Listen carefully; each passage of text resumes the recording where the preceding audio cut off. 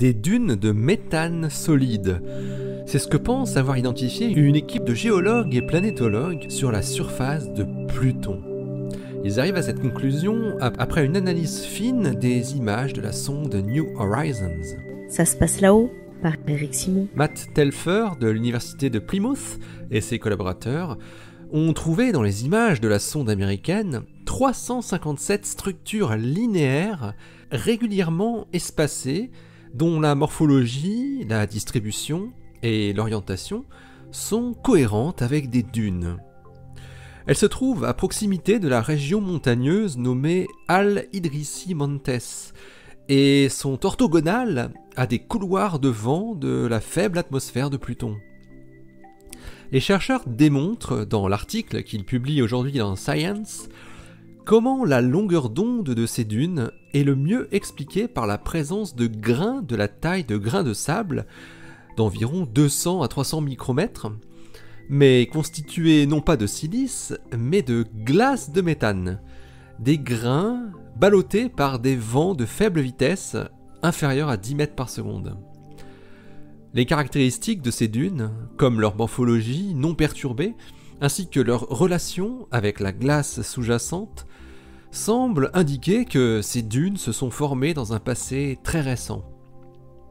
Ces dunes ont été observées sur le bord ouest de Sputnik Planitia, cette vaste plaine de glace d'azote, de monoxyde de carbone et de méthane, qui montre une forme de cœur et qui s'étend au niveau des tropiques plutoniens.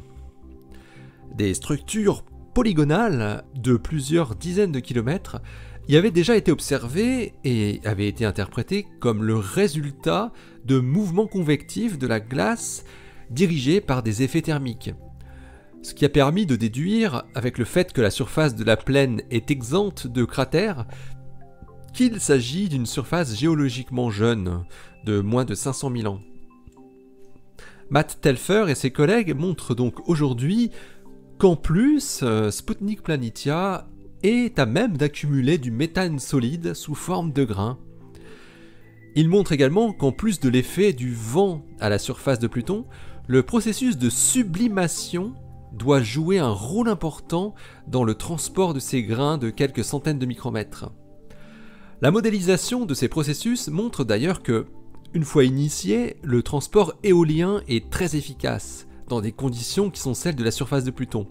Mais la vitesse du vent serait insuffisante pour soulever en premier lieu les grains du sol.